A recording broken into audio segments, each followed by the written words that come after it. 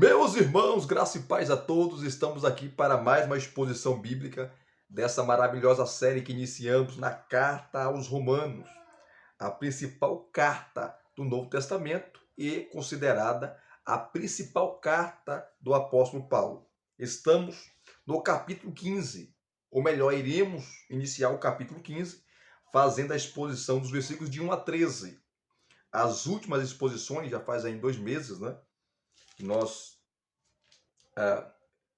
não expomos, né, a carta aos Romanos devido às nossas atividades, mas a última exposição que nós fizemos foi o capítulo 14, onde Paulo vai tratar sobre os fracos e os fortes. Os fracos e os fortes. Quem eram os fortes? Os fortes ali eram os irmãos que tinham uma consciência madura, eram maduros na fé e entendiam que todas aquelas regras alimentares, aqueles dias considerados, ou dia como o sábado, né, que era considerado sagrado para o judeu, tinha se cumprido em Cristo. Então eles comiam de tudo, porque eles entendiam que tudo foi Deus que criou, foi Deus que formou. Já os fracos, eles eram, né?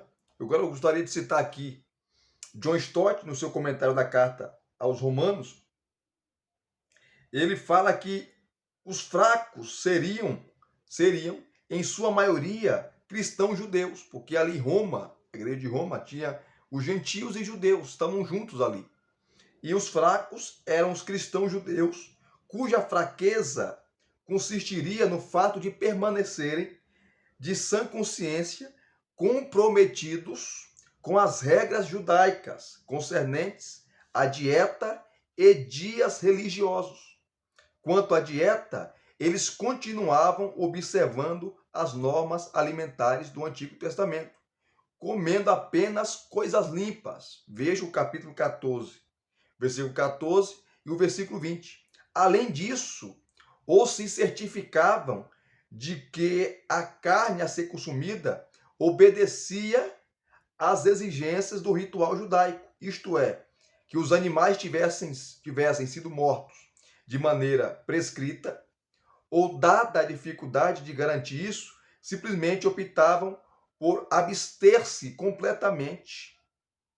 Olha só, abster-se completamente de comer carne. Quanto aos dias especiais, observavam tanto o sábado como os festivais judaicos, as festas judaicas. Tudo isso se encaixa no contexto cristão judaico. Então, os fortes eram aqueles maduros na fé, que entendiam que tudo, os alimentos, os animais, quem criou foi Deus. Já o fraco é aquele que se ofendia, era o cristão judeu, que guardava o sábado, guardava o calendário judaico ainda, né? Eles praticavam, e os ritos judaicos eram crentes. E Paulo não fala que eles estão errados, tá? Porque eles fazem para Deus. Eles creem em Cristo como Messias, adoram o Senhor, só que eles se ofendiam. Aí o fraco ofendia o irmão forte, o irmão maduro, e o irmão forte, o maduro na fé, ofendia o irmão fraco.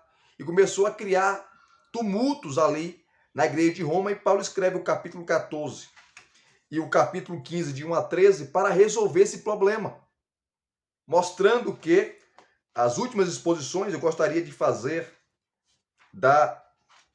uma pincelada nas exposições que eu fiz. Se você não assistiu às exposições que eu fiz no capítulo 14, por gentileza, assista essas exposições e seja edificado. Paulo começa no capítulo 14, versículo 1, falando assim, ó: acolham quem é débil na fé, ou quem é fraco na fé, não porém para discutir opiniões. Capítulo 14, versículo 1. Não discuta com ele se ele não come carne de porco, se ele não come carne sufocada, se ele não come carne com sangue, né? Se ele guarda o sábado. Não discuta com ele, porque ele já tem a mente formada naquilo. Não adianta, você vai ter problema, você vai brigar com o seu irmão à toa. Aceite ele, acolha ele. Ele não tem a maturidade que você tem. Então, acolha ele sem discutir, sem debater opiniões. É o versículo 1. Depois Paulo vai falar, e nós falamos isso, né? Uma série de advertências que vai do versículo 2, como eu falei, até o capítulo 15, versículo 13. E no capítulo 14, Paulo vai falar, né, em toda a sessão do versículo 2 até o versículo 13, Paulo vai nos trazer informações maravilhosas, falando para nós não desprezarmos nem condenar o irmão fraco, esse irmão que não tem a maturidade. E até hoje é assim, né? Nas igrejas, tem irmão que acha errado usar bermuda. Então ele não usa bermuda aplicando nos nossos dias, né? No meio da rua. Né? E quando ele vê o irmão de bermuda, de short, ele fica escandalizado. Então, se eu sei que conheço aquele irmão, eu sei que ele é crente, é meu irmão em Cristo, mas ele não tem essa maturidade, então eu não vou usar na rua bermuda. Por causa dele, para não ofender ele, para não fazer ele pecar. Você está entendendo? E assim outras coisas. Então, infelizmente, se você for estudar a história da igreja, você vê que a igreja, né, brigou mais por coisas que não são importantes do que coisas que são importantes. Infelizmente. Inclusive, o primeiro concílio, que está em Atos capítulo 15, onde a igreja se reuniu ali para tratar acerca da circuncisão, se era para os gentios circuncidarem ou não circuncidarem, se era para comer carne sacrificada a ídolos, né? Se era para comer carne sufocada, carne com sangue. Então os apóstolos teve que decidir ali. Falou, os gentios não devem circuncidarem, não é necessário, né? Só que eles têm que se absterem da comida sacrificada a ídolos e da carne ou do animal que morreu estrangulado, sufocado, né? Para resolver esse problema, porque era complicado naquela época. Então, infelizmente, na história da igreja, nós temos aí muitas brigas, divisões, por causa de assuntos secundários, assuntos que não eram tão relevantes.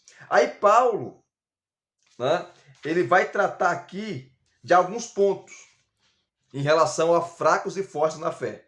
Aos irmãos que eram maduros, que são os fortes, e aos irmãos que não eram maduros, que não eram maduros na fé, não eram maduros na fé. Os versículos 2 e 3 do capítulo 14, Paulo fala assim, ó, aceite-o, o irmão mais fraco, porque Deus o aceitou.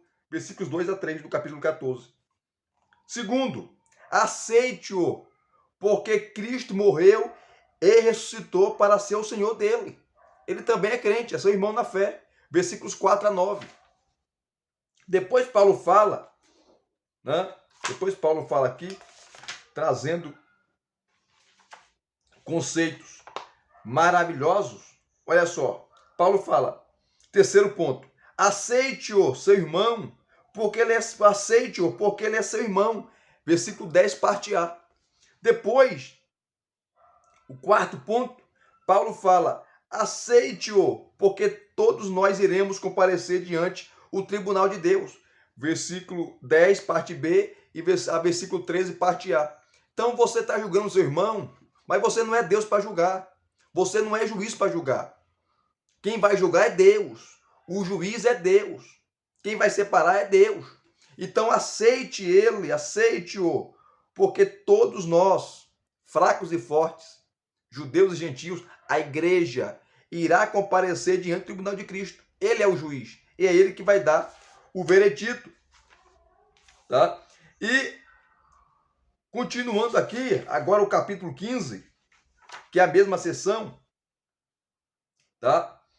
Ou melhor, se você pega antes do capítulo 15, Paulo vai tratar para nós não ofender, né? Ainda no capítulo 14, para não ofender ou destruir o irmão mais fraco, criticando-o, que é o capítulo 14, ainda, versículos 13, parte B, até o versículo 23. E Paulo vai trazer, ou continuar, trazer coisas maravilhosas, tá? Como o versículo 13, parte B, é onde Paulo vai falar que nós não devemos ser obstáculo para nosso irmão na fé. Nós não devemos ser obstáculo para o irmão na fé, para o irmão fraco. Nós temos que abraçar, nós temos que acolher, não colocar, ou se colocar com pedra de tropeço na vida dele, que é o versículo 13. Parte B. A segunda coisa que nós iremos encontrar aqui, e Paulo continua falando, né? A segunda coisa, que está nos versículos 14 a 16, Paulo vai falar, olha, aceite-o, porque ele é seu irmão, por quem Cristo morreu. Versículos 14 a 16 do capítulo 14. Segundo, Paulo vai falar, aceite-o, porque o reino de Deus é mais importante do que comida. Aquele famoso versículo, né? 14, 17, que Paulo fala que o reino de Deus não é comida, não é bebida, mas é gozo, é alegria no Espírito Santo. O reino de Deus não tem nada a ver com carne de porco, né? Com carne sufocada, com comida sacrificada a ídolos. Isso aí é secundário. Isso aí é secundário. Paulo não está falando que os irmãos fracos são hereges. Não. Eu conheço pessoas que não são adventistas, tá? Que guardam o sábado. Mas são crentes, são meus irmãos. Eles guardam o sábado. Amém. Porque eles fazem aquilo para Deus. Eu não guardo o sábado, porque o sábado para mim é Cristo. O meu descanso é Cristo. Mas eles guardam lá. E não é adventista, tem nada a ver com adventista. Né? E eles guardam. Mas eles fazem isso para Deus. Eu conheço gente que não come carne de porco, mas ele faz para Deus. É o que Paulo fala no capítulo 14. Quem come, come para Deus. Quem come carne, come para Deus. Quem não come carne, come só legumes, para Deus também come. Quem considera iguais todos os dias, para Deus faz. Quem não considera iguais todos os dias, para Deus também o faz. Então um tem que respeitar o outro. Respeite o seu irmão para viver na comunidade da fé, alegre, felizes, contentes e unidos. Então, os versículos 17 a 21, Paulo fala, aceite-o, porque o reino de Deus é mais importante do que comida e bebida, do que regras alimentares. Isso aqui é interessante. Isso aqui é interessante. Tá? Depois, Paulo, ele continua falando, né? E ele conclui aqui nos versículos 22 e 23, dando o conselho para os irmãos fortes, os maduros na fé, e os fracos, aqueles que não tinham chegado ainda a essa maturidade. E agora no capítulo 15, tá? Paulo continua, né? E se nós fôssemos colocar um tema aqui no capítulo 15, de 1 a 13, Paulo fala, né, nós poderíamos colocar, não agradem a si mesmos, não sejam arrogantes em se autoagradar, mas faça as coisas também para agradar os seus irmãos, para vocês viverem bem, para não viverem em desconforto, para não viverem brigando, para não viverem aí se atracando, um apontando o outro. Não, vocês são irmãos, tanto judeus como gentios. Vocês são a igreja de Cristo, cujo cabeça é Ele. Então não andem, ou não fiquem brigando. Então a seção aqui do capítulo 15, versículos de 1 a 13, nós veremos aqui Paulo dando conselhos maravilhosos para eles não agradarem assim, não agradarem a si, ou a eles mesmos, mas ao próximo, aos seus irmãos. E Paulo, essa seção aqui, Paulo vai citar o exemplo de Cristo, conforme também ele faz lá em Filipenses, capítulo 2, de 5 a 11, quando ele fala da humildade de Cristo, em se tornar homem, se tornar servo, né? Deixar a sua glória, a sua majestade, o seu poder para servir, morrendo por nós. E aqui é interessante, porque Paulo começa o versículo 1, olha só, o versículo 1 do capítulo 15. Paulo começa assim, ó. Ora, nós que somos fortes na fé, temos que suportar as debilidades dos fracos e não agradar a nós mesmos. Paulo ele se coloca aqui e ele defende a posição dos fortes, sem agredir e sem menosprezar os irmãos fracos na fé, que eram aqueles que não tinham essa maturidade ainda. São pessoas que são crentes, são salvas, lavadas, redimidas, justificadas, regeneradas, pessoas arrependidas, pessoas que foram compradas pelo precioso sangue de Cristo Jesus, mas não tem essa maturidade. ou não tinha essa maturidade. Aqui são regras alimentares, o contexto de dias sagrados. Mas nós temos hoje, nos nossos dias, pessoas que têm essa mentalidade, né? Que para eles certas coisas são erradas. Eu conheço gente que não tem TV em casa, em pleno século XXI. Ele acha errado, né? Ele acha errado. Eu vou respeitar o irmão. Então, se eu vou na casa dele, eu jamais vou criticar ele ou apontar o dedão na cara dele. Ô, irmão, você tem que ter televisão na sua casa aqui, porque você não tem televisão na sua casa. O que está acontecendo? Ele acha que é errado ter. Amém, eu não vou discutir com ele. Eu não vou brigar com ele. Eu vou acolhê-lo, porque é meu irmão. Porque Cristo também morreu com ele. Morreu por ele.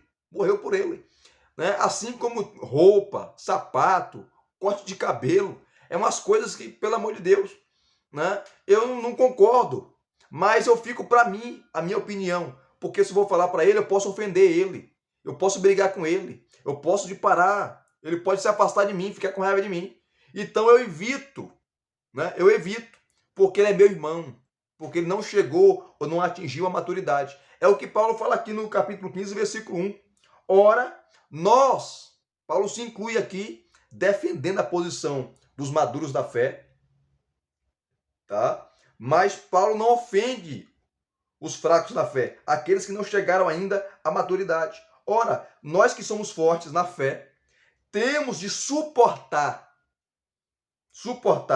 as debilidades, as fragilidades dos fracos e não agradar a nós mesmos. Olha só. Em outras palavras, não sejam egoístas em agradar a vocês. Vocês ficam aí, né, com essa soberba espiritual. Você é um coitado, rapaz. Você é um fraco. Ficar comendo aí, não come carne de porco tão gostosa, maravilhosa, gordurosa. Ficar aí, não trabalha sábado, guardando sábado. Para com essa besteira. Era assim que os fortes, né, falavam com os irmãos que não eram maduros. E isso criava o que? Atrito, querido. Então a relação estava um pouco estremecida. E Paulo joga e coloca o machado da verdade na raiz do problema. Falando, irmãos, vocês são crentes. Vocês são irmãos. Se respeitem. Então nós que somos fracos, ou melhor, nós que somos fortes, Paulo defende a posição dos fortes, dos maduros espirituais, nós que somos fortes, devemos suportar as fragilidades, as debilidades dos irmãos que não têm essa maturidade ainda. São crentes em jejum, são crentes em Jesus, mas acham que determinadas coisas não são corretas, não são certas. Então respeite ele, suporte ele, as suas fragilidades, as suas debilidades dos fracos, tá? E não agradem a vocês mesmos, né? Não sejam arrogantes, não sejam petulantes em agradar a vocês mesmos. É o capítulo 15, versículo 1, que Paulo começa, né, trazendo essa importante lição para nós. Aí, depois do versículo 1, Paulo aqui agora, ele acrescenta, queridos, outro fundamento teológico ao seu apelo aos crentes fortes e aos fracos, os maduros e os imaturos na fé. Desta vez, tem a ver com o próprio Jesus, que a partir daqui passa a ser mencionado em quase todos os versículos, especialmente seu exemplo. Porque aí vem a pergunta, né? Por que deveríamos agradar nosso próximo e não a nós mesmos? Porque essa é a pergunta que roda no capítulo 15. Por que deveríamos agradar ao nosso próximo, a nosso próximo, e não a nós mesmos? Primeiro, porque Cristo não agradou a si mesmo. Versículos 3 e 4. Mas antes de ler os versículos 3 e 4, olha só o versículo 2. Portanto, cada um de nós agrade ao próximo no que é bom para a edificação. Paulo começa no versículo 1, falando, que eu já expliquei. Ora, nós que somos fortes na fé, temos de suportar as fragilidades, as debilidades dos fracos e não agradar a nós mesmos. Por que, Paulo? Né? Aí ele fala, portanto, cada um de nós aqui é os fortes, aqueles que é os maduros na fé, né? que não tem essas fragilidades, essas imaturidades. Portanto, cada um de nós agrade ao próximo. Esse próximo aqui é o irmão mais fraco, é o imaturo na fé. Agrade ao próximo no que é bom para a edificação.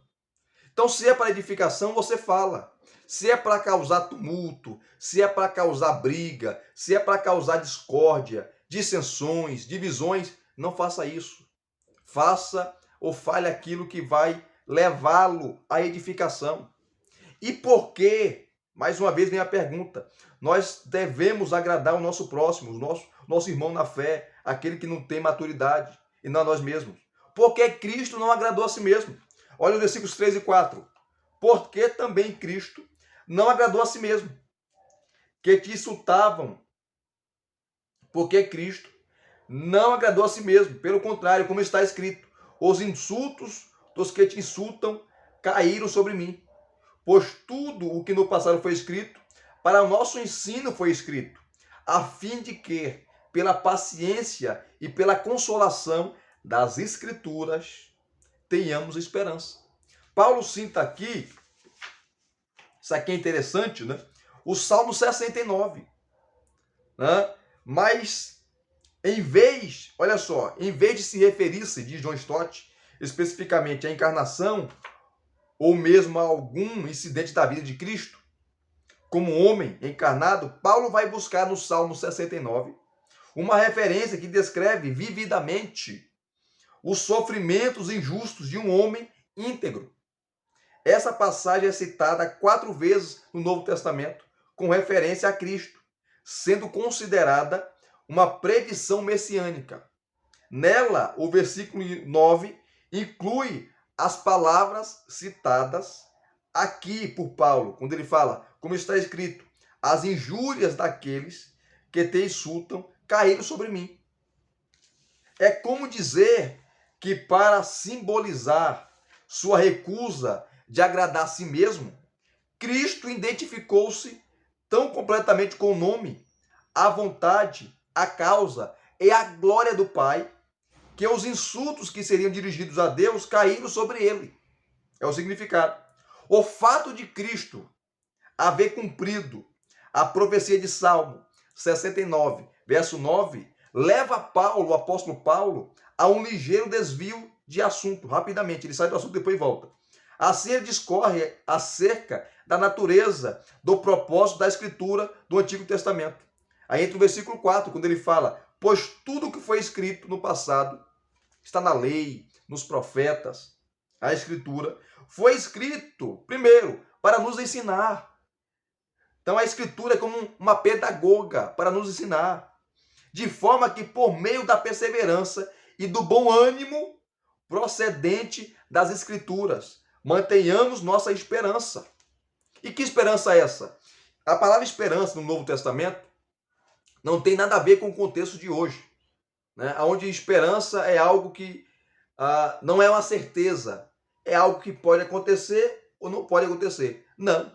Quando a palavra esperança aparece no Novo Testamento, é algo concreto, é algo que vai se realizar, é algo que vai se concretizar. Não é uma dúvida, é uma certeza irrestrita. Então, a primeira coisa, né, que nós devemos pensar, por que nós devemos acolher o nosso irmão? Por que nós devemos abraçar o nosso irmão que não tem a maturidade que nós temos? Por que nós devemos agradar ele e não a nós mesmos? Primeiro, porque Cristo não agradou a si mesmo. Então, Paulo está citando aqui o Salmo 69 e ele aplica, né, na pessoa de Cristo, falando que Cristo, ele recebeu a carga, as injúrias, as blasfêmias, né, daqueles que o insultaram, e todos esses insultos caíram sobre ele, vieram sobre ele, tá? E o enfoque aqui do Salmo 69, isso aqui é interessante, tá? É cristológico, porque a maneira como Paulo ele aplica o Salmo 69 a Cristo, aqui é um ótimo exemplo de como o Senhor ressurreto conseguiu explicar aos seus discípulos o que constava a respeito dele em todas as Escrituras. Né? E o seu propósito aqui, no Salmo, é prático. Né? É prático, porque além de nos tornarmos sábios para a salvação mediante a fé em Cristo Jesus, a Escritura, né, ela pode nos trazer bom ânimo, a fim de que mantenhamos nossa esperança, enxergando além dos tempos, rumo à eternidade, vislumbrando a glória futura, que nos espera além dos sofrimentos presentes. Então, Paulo fala aqui no versículo 4, que tudo aquilo que no passado foi escrito, se referindo à Escritura, para o nosso ensino foi escrito, a fim de que pela paciência e pela consolação das Escrituras tenhamos esperança. A esperança no futuro, a esperança em Deus, a esperança na eternidade, nos novos céus, nova terra, da ressurreição dos mortos. É uma esperança que é uma certeza irrestrita, a confiança irrestrita em Deus. Então a primeira coisa, aceite-o, porque você deve agradar o seu irmão. Nós devemos agradar os nossos irmãos da fé, aqueles que não pensam como nós pensamos, aqueles que não têm a maturidade que nós temos espiritual. Por quê? Primeiro, porque Cristo não agradou a si mesmo. Versículos 3 e 4. Segunda coisa, porque eu não posso agradar a mim mesmo. Por quê? E tenho que agradar meu irmão. Porque é através de Cristo que adoramos em espírito de unidade. Porque é através de Cristo que adoramos em espírito de unidade, que é o segundo ponto. Versículos 5 e 6, que diz assim: ora, o Deus da paciência e da consolação lhes conceda o mesmo modo de pensar de uns para com os outros, segundo Cristo Jesus. Versículo 6.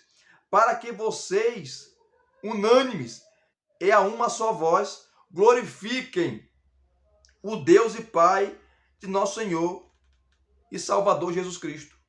Então, porque nós temos que acolher o nosso irmão, porque nós temos que agradar o próximo e não a nós mesmos, porque através de Cristo, segundo ponto, que adoramos em espírito de unidade. Unidade não significa uniformidade, você pensar a mesma coisa que seus irmãos. Não, às vezes vai ter divergência, mas essa divergência não pode atrapalhar, não pode quebrar esse elo de unidade. Né? E os versículos 5 e 6 aqui assumem uma forma de bênção. Né? E qual é a oração de Paulo? É que o Deus que concede perseverança e ânimo, através da Escritura, como já vimos no versículo 4, lhes dê um espírito de unidade. Literalmente, vos conceda pensarem a mesma coisa entre vós. Versículo 5, parte A. Isto dificilmente seria um pedido para que os cristãos de Roma venham a concordar uns com os outros acerca de tudo, ponto por ponto. Não. Afinal, Paulo vem despendendo um esforço enorme para admoestar fracos e fortes a aceitarem-se mutuamente, se respeitando, mesmo que de sã consciência discordem entre assuntos secundários. Portanto, esta deve ser uma oração pela unidade deles.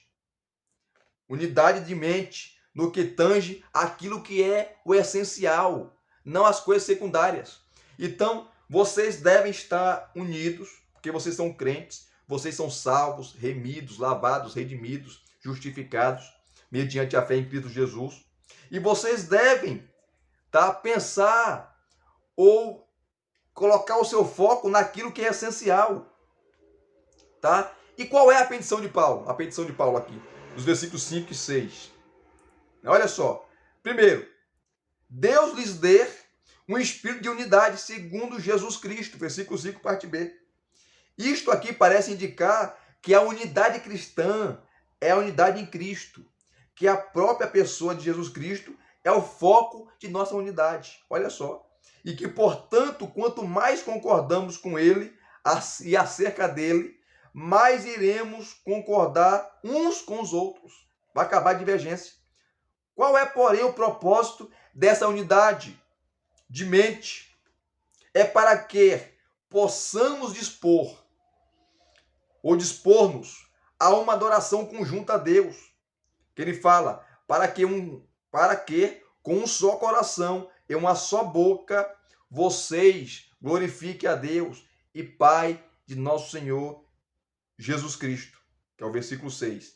Assim, essa expressão, uma somente, no versículo 5, se expressa através do um só coração e de uma só boca, no versículo 6.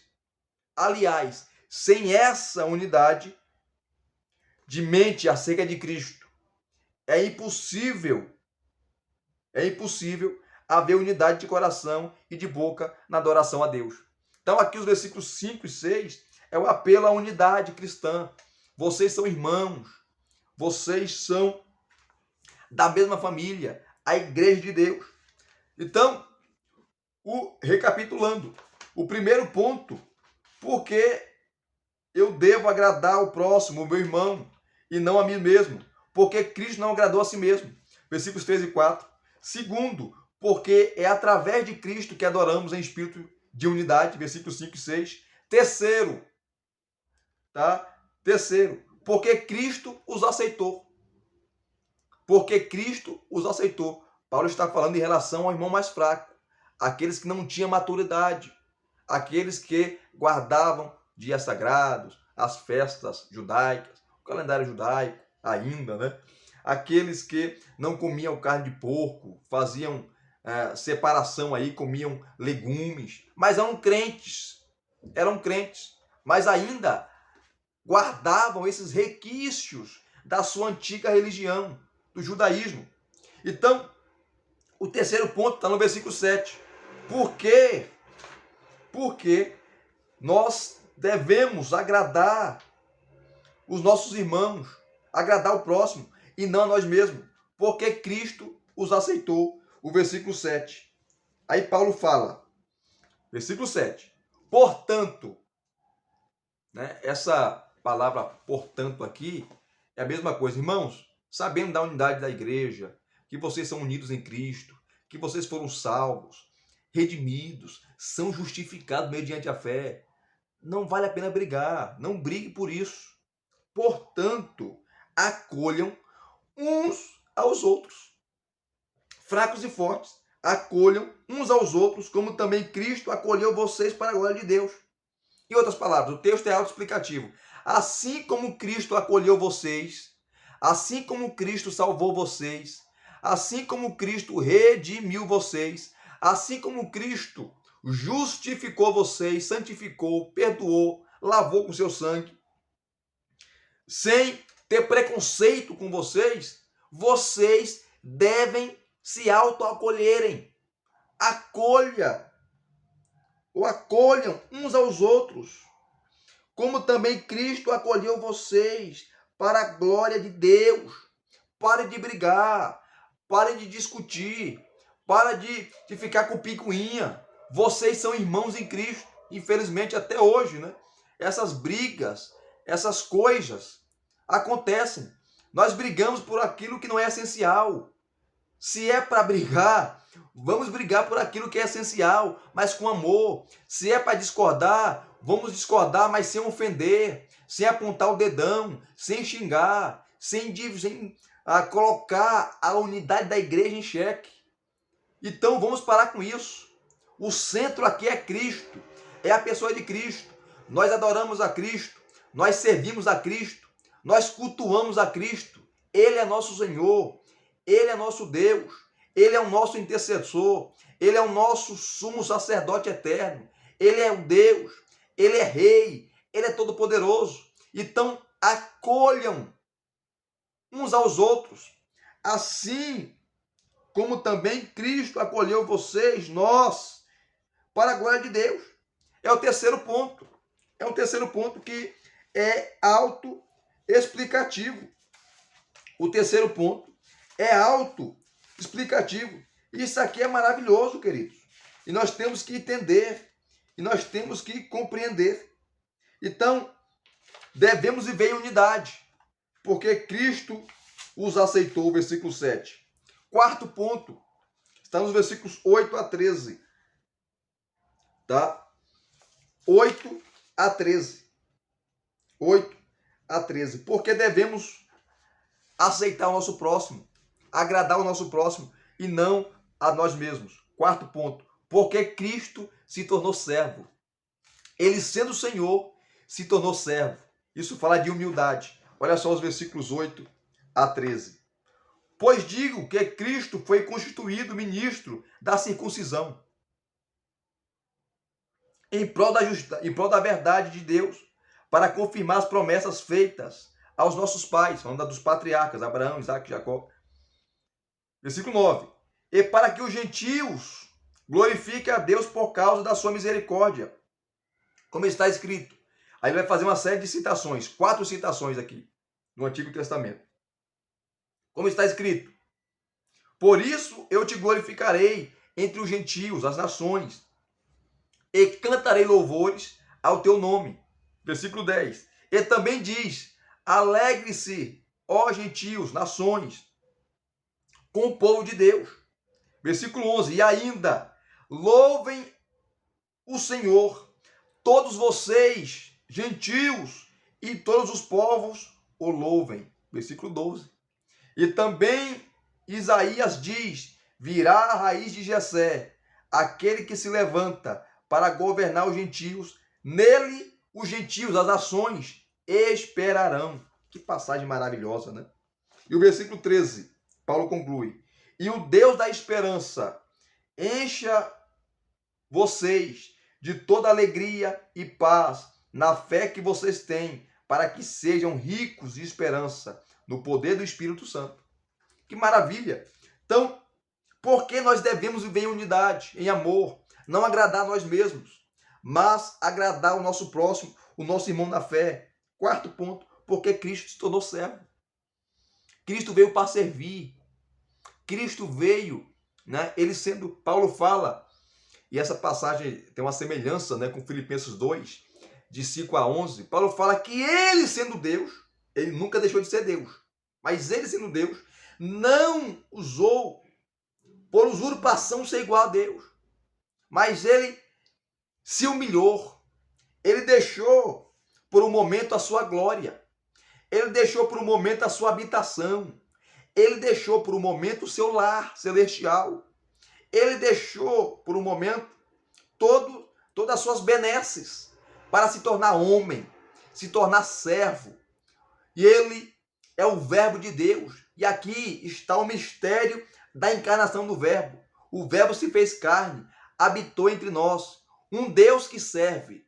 Jesus é um Deus que serve. Serviu os pecadores, serviu a humanidade, estendeu a mão da graça para os profanos, para as prostitutas, para os pés descalços, para os descamisados, para os pobres, para aqueles que nada tinham, nada possuíam. Ele veio para servir.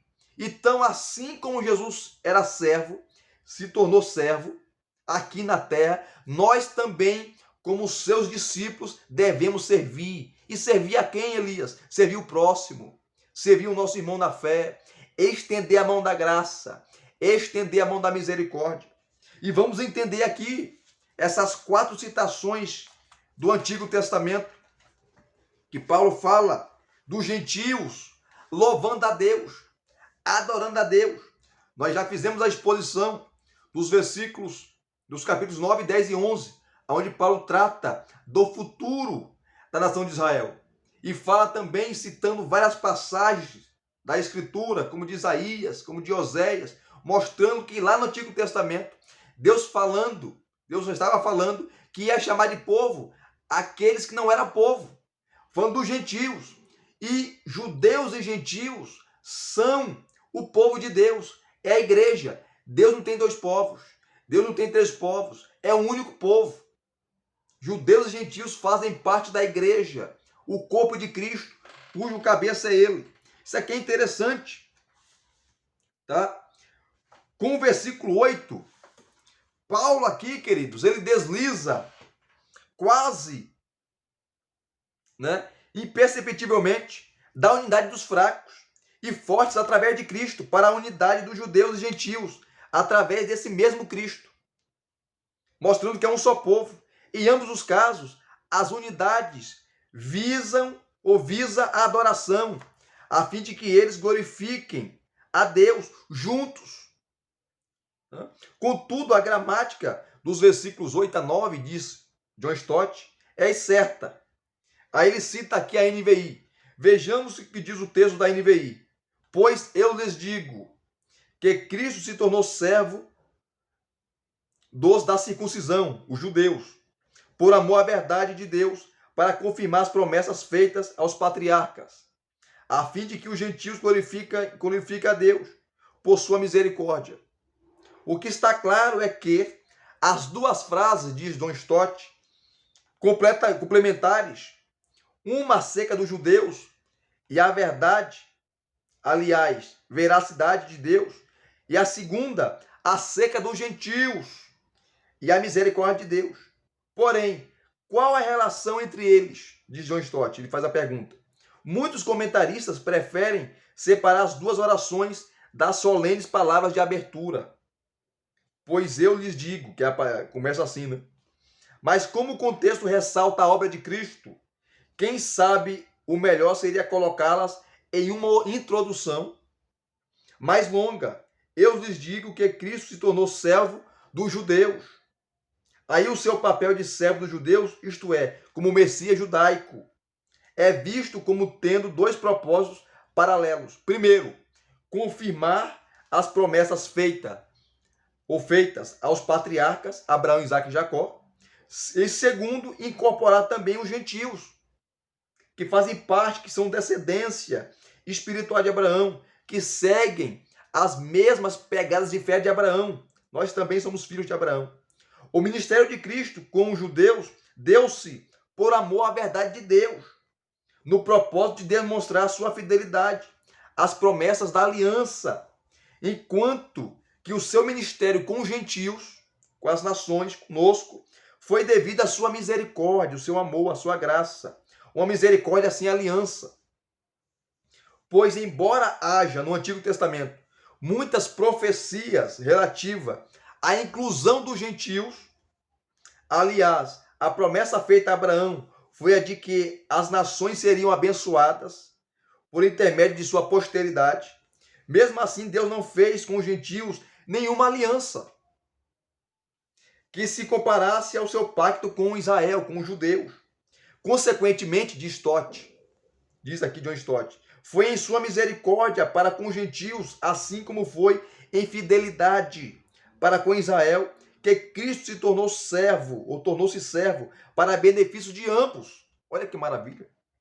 E essa verdade da inclusão de judeus e gentios na comunidade messiânica, que Paulo vai reforçar agora através de 4 citações no Antigo Testamento. Em cada um dos casos, ele usa o texto da Septuaginta, escolhendo a citação da lei, uma dos profetas e 2 dos escritos, abrangendo assim todas as divisões do Antigo Testamento. Que maravilha, né? As 4 citações referem-se tanto aos gentios como à adoração a Deus, se bem que cada uma contém uma ênfase ligeiramente diferente. Na primeira, olha só, Davi, mesmo sendo rei de Israel, declara que sua intenção de louvar a Deus entre as nações, os gentios, embora não fique claro se as nações serão espectadoras apenas ou terão participação ativa. Quando ele fala assim, portanto eu te louvarei entre os gentios, cantarei hinos ao teu nome. Versículo 9, parte B, quando ele cita aqui o Salmo 18, 49, e está também em 2 Samuel, capítulo 22, versículo 50, fazendo menção às nações, aos gentios. Na segunda citação, as nações são definitivamente participantes. Ali Moisés as convoca a se regozijarem na companhia do povo de Deus. E também diz: alegre-se, ó gentios, nações, com o seu povo. está no versículo 10, citando Deuteronômio, capítulo 32, versículo 43. Os gentios, as nações louvando, mostrando que Deus não é exclusivo, querido, aos judeus. Ele já explicou em Romanos 9, 10 e 11. Né? Deus é de todos os povos que se arrependem e creem no seu nome. Na terceira citação, o salmista apela também diretamente a todas as nações. Né? E note-se aqui a repetição da palavra todos, todos os povos, as nações, né? Conclamando-as, louvarem a Deus. Olha o texto. E mais, louvem ao Senhor, todos vocês gentios. Cantem louvores a Ele, todos os povos. Versículo 11, que ele está citando o Salmo 117, verso 1. Então, no quarto e último versículo, o profeta Isaías prediz a chegada do Messias, descendente de Davi, filho de Jessé, que haveria de governar as nações, os gentios, as nações, não só o povo de Israel, as nações, e conquistar sua confiança. Diz assim o versículo 12. E Isaías também diz: brotará a raiz de Jessé, aquele que se levantará para reinar sobre os gentios, as nações, os povos. Estes colocarão, esses quem? Os gentios, colocarão no Messias a sua esperança. Ele está citando aqui no versículo 12, Isaías capítulo 11, versículo 10.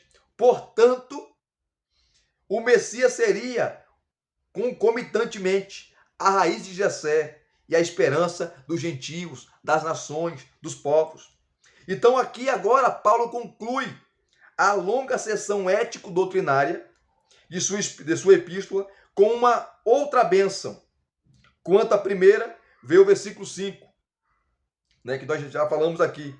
Que o Deus da esperança os encha de toda alegria e paz ao confiarem nele. Versículo 13, parte A. A referência à alegria e à paz lembra a definição feita pelo apóstolo sobre o reino de Deus. Capítulo 14, versículo 17. Agora ele acrescenta a fé como meio através do qual a alegria e a paz de Deus crescem dentro de nós. E expressa a sua oração para que seus leitores romanos sejam cheios tanto de uma como a outra. Né? Sejam cheios aí da esperança, sejam cheios de toda alegria, sejam cheios de paz. Que maravilha, né? Ele antecipa também que esse enchimento resultará em transbordamento, para que vocês transbordem de esperança pelo poder do Espírito. Versículo 13, parte B. A ênfase da primeira bênção de Paulo, que está no versículo 5, né, foi a unidade em vistas, a adoração. Já esta aqui salienta a esperança. Ele já expressou sua certeza de que a Escritura nos proporciona esperança. Versículo 4. Agora ele manifesta em forma de oração o desejo de que o Deus da esperança leve-os a transbordar de esperança. A esperança, como bem se sabe, olha sempre para frente, para o futuro, para os céus, para Deus. E o fato de que Paulo acaba de citar a profecia de Isaías, segundo a qual o Messias será objeto da esperança dos povos, dos gentios, Isaías capítulo 11, versículo 10, é uma indicação de qual é a esperança que ele tem em mente.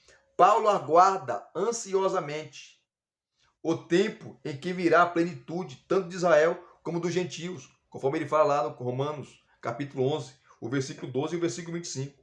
Como também a culminação da história com a segunda vinda de Cristo. Além disso, seu olhar está fito na glória, está fito e fixo na glória do novo universo, que judeus e gentios herdarão juntos. Assim, alegria, paz, fé e esperança são qualidades essenciais para a vida do cristão. Se a fé é o meio pelo qual se atinge a alegria e a paz, a consequência disso, tudo é a esperança. E todas elas nascem do poder do Espírito Santo que habita em nós.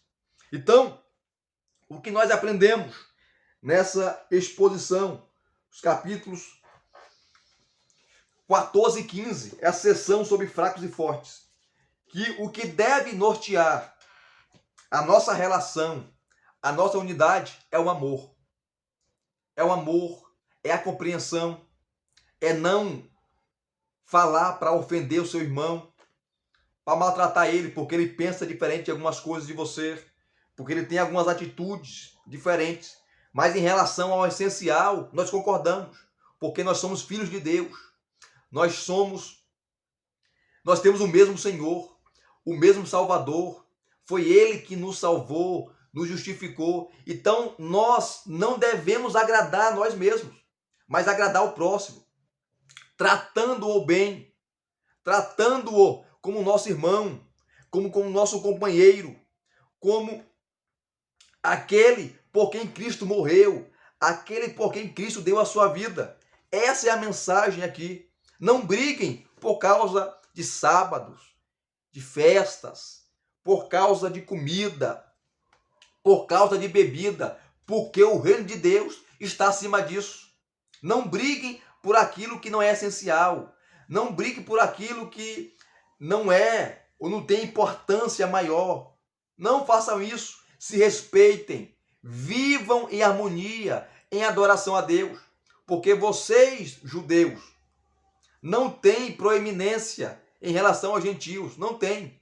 Porque lá no Antigo Testamento, aí vem as passagens, as citações, Deus já estava chamando os povos, as nações, a louvarem a Ele. Inclusive o Messias, né? O Messias, quando Paulo cita o versículo 12, quando ele fala que virá a raiz de Jessé, aquele que se levanta para governar os povos, não é só vocês não, é as nações, né? E neles os povos, os gentios esperarão. Então o Messias não é só para vocês, é para os povos. E lá, a promessa que ele fez a Abraão, em Gênesis capítulo 12, que nele seria bendita todas as famílias da terra, não era só os judeus. Então Deus não é exclusivo de vocês. Deus não é a patente de vocês. Deus não é judeu. Deus é de todos aqueles que creem, que confessam o seu nome, que se arrependem. E se arrependendo, são justificados, são perdoados mediante o sangue de Cristo Jesus, nosso Senhor. Então vivamos em unidade, em amor, em esperança, em fé, em comunhão, não brigando, respeitando o nosso irmão, respeitando aqueles que não têm a nossa maturidade, aqueles que são imaturos na fé, mas são crentes em Cristo Jesus. E aqui nós terminamos mais uma exposição bíblica. E se vocês gostaram de mais uma exposição bíblica, deixe aqui nos seus comentários, deixe o seu like, se inscreva no canal se você não é inscrito e acione o sininho para receberem todas as notificações. Graça e paz mais uma vez. Muito obrigado a todos. Até as próximas exposições.